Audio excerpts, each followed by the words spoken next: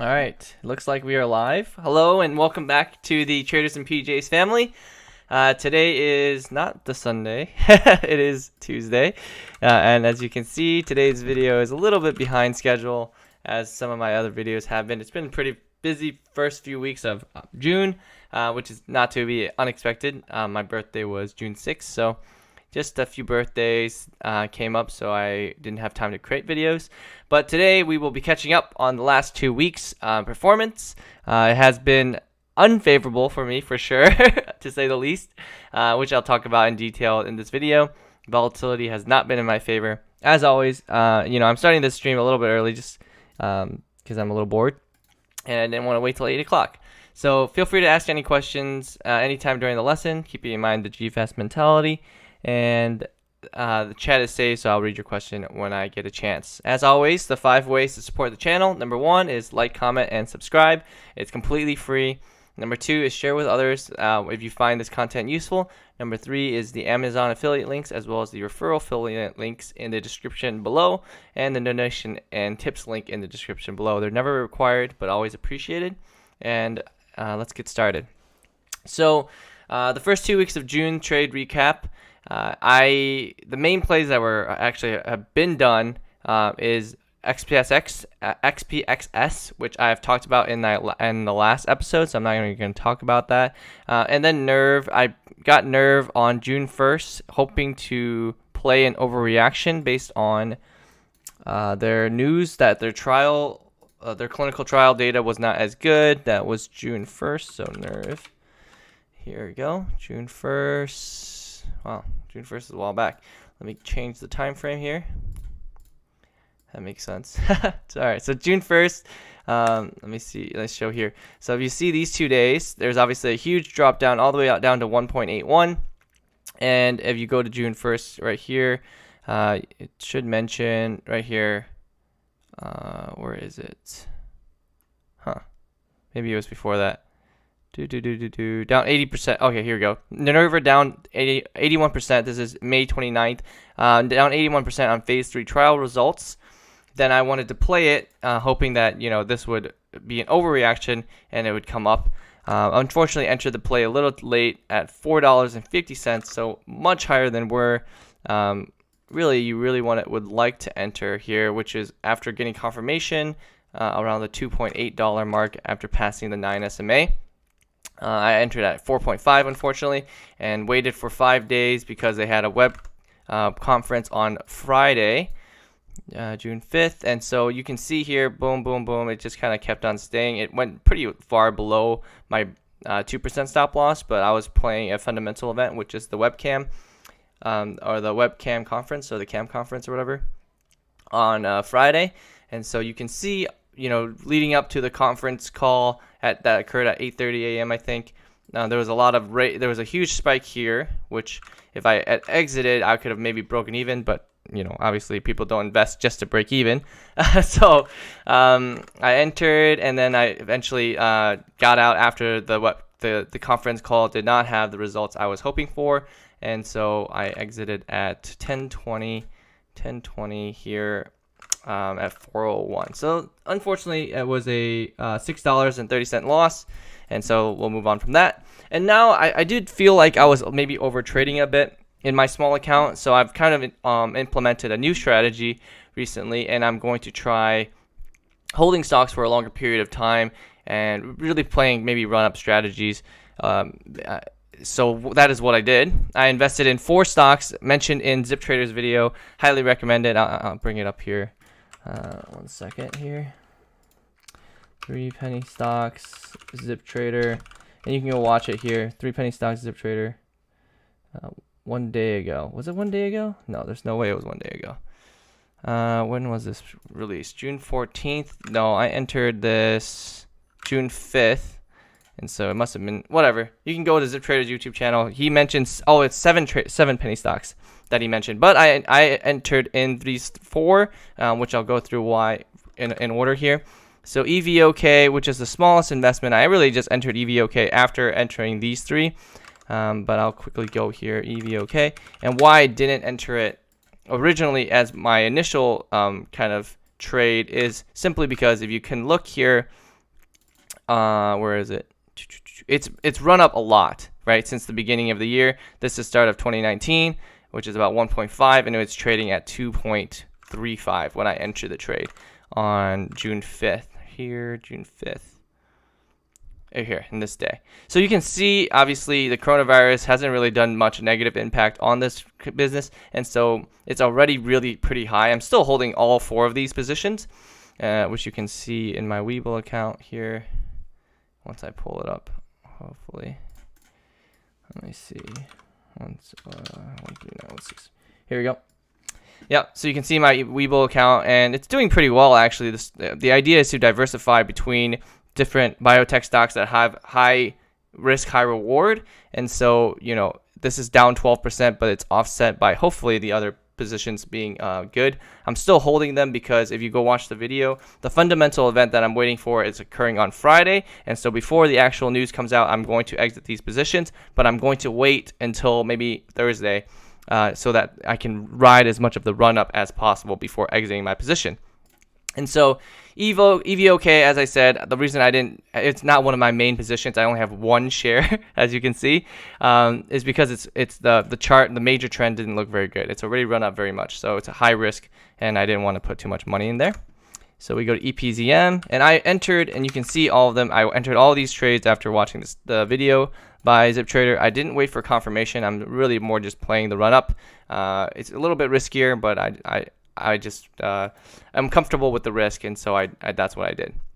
And I felt very comfortable where these stocks were trading at in terms of where on the major trend they are, right? So if you look at the major trend here, I entered on June 5th, and if you look at starting kind of January, February time, they were trading at much higher, about $22.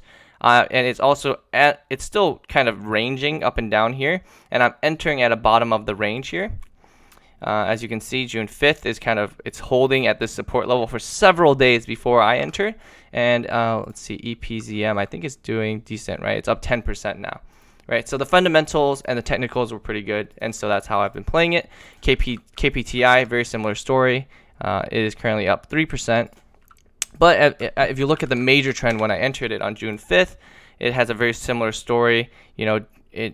It jumped up a bunch in March. It also was trading at a decent level, before I entered, which is, even April time. Dropped down for some reason, didn't look into it. June 5th, though, you can see in terms of this major trend, it's kind of at a bottom of the major trend and looking to go upwards. And so that's kind of what I'm hoping to play, is the run up during the PDUFA announcement. And so far it's been doing pretty decent. I entered at, where is the price here? I entered at 1781, and it's currently trading at 1831. So 1781 within this day, June 5th, and it's currently trading at 1838. ENDP is the big loser right now at negative 12.5%. But I still liked it, ENDP. If you look at the major chart here, I pretty much, it's very similar story, right? It was much higher before, giving it potential to increase to previous highs. And if you look at June 5th, it was still trading at a decent level compared to even this high, right? This previous resistance here, and which it did actually come up and hit it, but unfortunately it did come down, and it's currently trading at 3.7 when I entered at 4.2. Since it's a small price stock, small changes in the price is a large percentage of the stock price, which is why trading at 3.7 compared to 4.2 is a 12% negative drop. And you just have to be conscious that the smaller the price, even penny movements have a large impact just because the price is lower. Okay, and I'm going to add a segment to this video where I talk about what I'm currently invested in my main account. Just because I don't want to create a separate video on what I invested in and why. I'm just going to talk about it here. In the future, I probably will keep those kind of separate and have this weekly recap and have separate videos talking about what I invested in and why. So performance since inception, doing very, very bad recently, just because the recent news, and I'll talk about that in the next slide. I've continued to be bearish. I am still bearish on the overall stock market. That's just my opinion on the stock market, and unfortunately I am trading it. It's always best to be direction independent if possible. But my positions were not direction independent, and that's why when their better unemployment data came out, what day was that? I have it right here, Friday, June 6th. Oh, Friday, June 6th. That doesn't seem right. June 5th. Friday, June 5th. It destroyed my account, and I'll show you guys later. I will go into Robinhood in a bit, but there will always be ups and downs, and that is why it is important to not have bad risk management, which I completely did, and is completely my fault. Right now, so far, if you remove the shares from referral, my Webull account is down 50%, which is, not great, obviously, but I am starting to, I think I'm starting to do well, and just with the new strategy so far, it's positive. Finally, having a green week is kind of nice, and so I will continue to test this new strategy in my small account and see how it performs. I'm currently down about $10,000 in my main Robinhood account. I haven't decided how much I want to keep in my Robinhood account, so the percentage, even though it says negative 33%, is inaccurate. It may even be higher if I take more money out. But currently, I am down 10,000, and that's the number I'm going to keep track of, which is the absolute value that I'm down. And so in my long term, it has been doing pretty decent, just because the stock market, as you guys know, is pretty elevated compared to where people had expected it to be. I'm up 7% on my JP Morgan account, which I started in May. Right, in May, and then my M1 is up 12%, which I started in March. So before I get into the major takeaways, I'm going to talk a little bit about my current positions that I'm in Robinhood and why I'm in those positions. Just so, not so that you guys can steal my ideas. I mean, as you have seen, I am human, and you can see I was up 30,000 in April 29th, and I was down 18,000 in June 8th. So I am not a guru. I am a human. But I want to share my trade ideas so that hopefully you guys can get trade ideas from my ideas and hopefully find better trades than I have. So number one, I am in AMC. I actually did really, really well in AMC last week. I made I think a 5% return, getting it in at a really good price. I'll show it AMC right now. Here's my watch list. So you see I have a $6 one. I actually had, before this whole thing fell down, I actually was able to get in at a $8 call credit spread, and then it fell down, and there was basically no way it was going to get up to $8. So I made an easy 5% return on about $4,000, which was awesome. But if you do the math, that's $200. But I have completely changed my investing strategy because I've been burned too many times, and I am going to be talking about this on this slide right here. Safety first, always in your trading. I am no longer trying to go for home runs. I'm going to hit singles, and it has been doing very well for me to get continuous green plays because I'm playing, things that have 90% success rates instead of, 50-50 or worse. But I am in pretty high risk positions, unfortunately. Some of them being from before I implemented this much better risk management strategy. Now, one of them being car, which you can see is down 3,600, but I collected a credit, so it's down total 1,800, which I was in the play before it was even $22. It was like $18 when I entered this play. This was from my first video of what I invested in and why.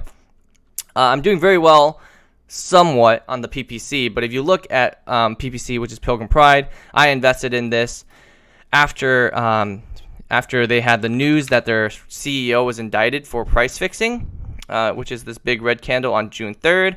I should have made a $22 or $21 call credit spread. I would be much, much safer. That's what I would do now. Unfortunately, I was greedy at the time and had poor risk management, so I did a $19 and $20 call credit spread, and right now it's trading at $18.50. So even though it says I'm up 2,000, it's not the greatest play because one, I have a ton of risk here. I don't know why I risked $10,000 like a dummy, and two, it's really close to my strike price, which is bad for when I'm selling credits, obviously. But if it trades below $19 by Friday, this will be a huge win for me. And then the other one I have is, I talked about AMC. I'm still bearish on AMC. I don't think it could go above $6, but it's currently trading at 5.56. So it's pretty risky. I should have got a better price, but unfortunately the option pricing only allowed me to go to $6. The $6.50, the $7 contract basically had no volume, so I couldn't trade that. Another play I really like, actually, is shout out to my brother Austin, he found, is ATVI. So I entered this play. When did I buy this? I wish it showed me when I bought this. Well, I entered call credit spread. Damn it, I don't even know. I think at the beginning of this week. So yeah, is it Tuesday? Wow. Okay, that's why it says 13 hours. Yeah, literally yesterday. So I entered this play yesterday. If you look at the major trend here, it's been ranging between $76 to $68 for almost a month and a half, and so that's what I did. I just simply sold the Iron Condor around this price. And why I like this play is because Activision is a gaming company, as you guys know, and all the coronavirus news is really not going to impact this business too much. Obviously, when it first came out, yes, it took a huge dive, but look, it has performed even new highs in 2020, even despite all the coronavirus news. If anything, it's performing better because everyone's stuck indoors, right? And so it has ranged for the last month and a half, and so I feel very confident in this Iron Condor to expire Friday. It's a great return, but because my spread is pretty tight, if I wanted a better strike, I would have had to give up some return. I feel comfortable at these support and resistance levels, and let me see. I risked 2,000, right? 20 contracts at a $1 strike, so $2,000. I have an Iron Condor, so I have a call side and a put side. The call side is returning 12%, and then the put side is returning 10%. And so in total, that's 22% return in a week if it stays within this range. So hopefully that's pretty straightforward to follow. I'm still in oil, unfortunately, but I'm getting just absolutely destroyed. I'm bearish on oil as I am bearish on the stock market, and as you can tell, it has not been doing well. I'm down 30% on this play, which is fine. And then I like this play a lot, XPXS, which is a bearish ETF on the SPY, and this is a $5, $20 debit spread, right? So I paid money, and this is I paid $2.31. So my break even is $7.31, which I really like, because if you look at SPXX, and despite the huge run up, which I think is inflated, the lowest it has gone is $7.12, which is not much higher than my break even. And when I bought this contract, it was like $8.50 or something, and I got a $7.30 break even, and so I get everything above $7.30 as potential profit. So up to $20 is how much I can make. And so let's say I get really lucky and it goes to $20. This could be an easily 230, so 7, 10, and then 5. So it's about a 600% return, right? And I have until January 15th, 2021. So I really, really like this play. SVA. I don't know what you mean by that, Chris. What's SVA? I don't know what that means. SPXS is what I was talking about. Maybe you can clarify your question and I'll answer it. Anyways, so that is it for what I'm invested in currently and why. And let's talk about the 3 takeaways from me losing a ton of money recently. Number 1, and it's something that I should just have thought of, and it's something you should always consider in your plays, especially right now, is like what high volatility events can occur that will destroy your investment. And ideally is you will invest in things that will not be much affected by these things, even if they were to occur. For example, I didn't expect the lower unemployment rate, and I did, but I didn't expect that it would move the market so much on June 5th. So if you look at June 5th here, it shot up, right? June 5th, where is it? Right here. So it's trading at 313, and it shot up all the way up to 320 something after the positive unemployment rate news came out. That I was bearish, so that destroyed my account. Actually, if you watch my older videos, you would know that I have a Nikola position. I had a max loss on that Nikola call credit spread. I had to lose $5,000, which is the max loss. I was risking $5,000, and I actually got assigned, which is pretty crazy. I had to deal with 2 assignments on my option contract. One was Nikola Motors, and number 2 was American Airlines. Completely my fault, but just be very careful about thinking about these events, and ideally investing in things, if you're going, especially for short-term trading, that aren't hugely affected by these things, right? For example, like my Activision Blizzard play, which is why I like it a lot. No matter what news comes out, the gaming industry isn't going to be much affected by the current events that are currently happening.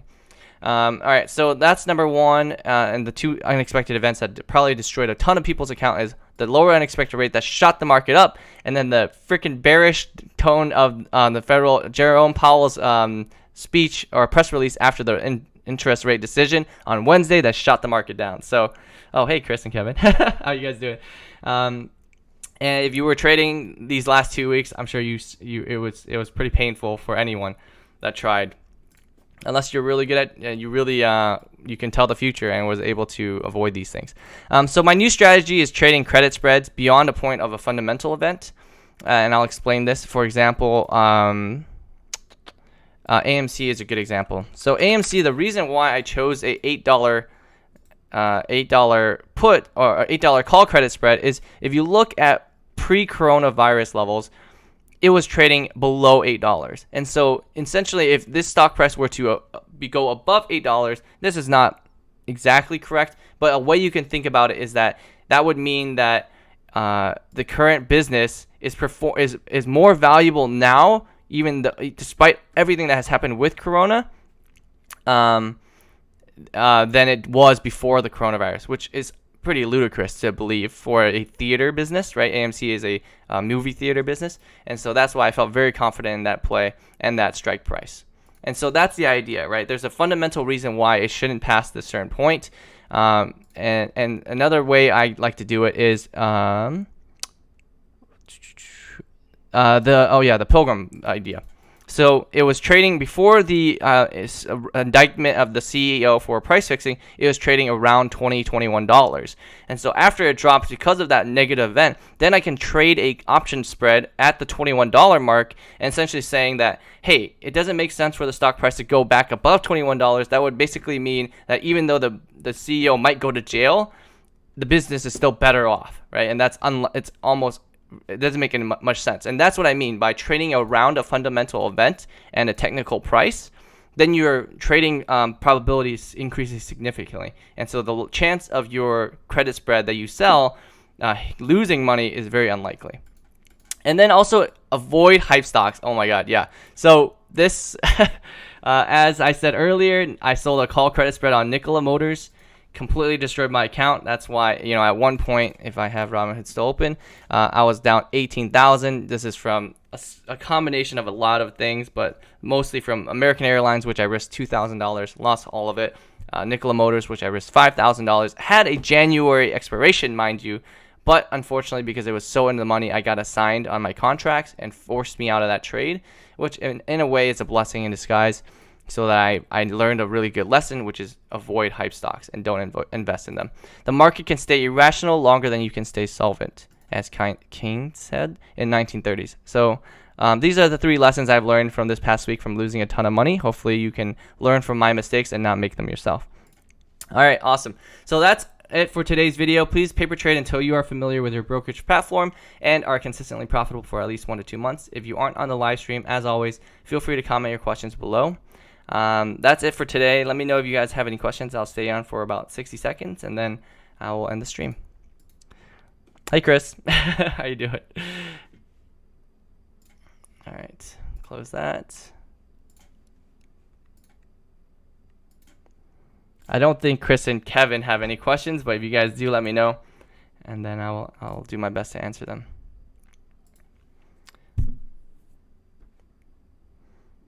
I'll stay on for another 40 seconds. Sinovac shows great results of COVID vaccine. SVA. Oh, you're telling me to look at a potential investment. I see. SVA.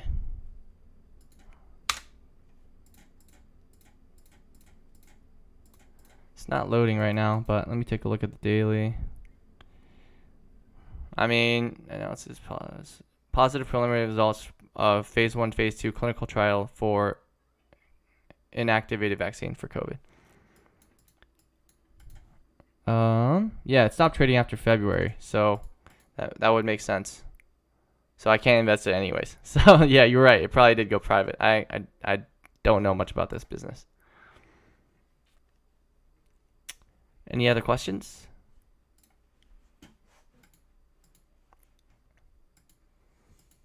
All right. That's it. Looks like there aren't any. So thank you guys for watching as always, and may volatility be ever in your favor during your trading this week. See you guys.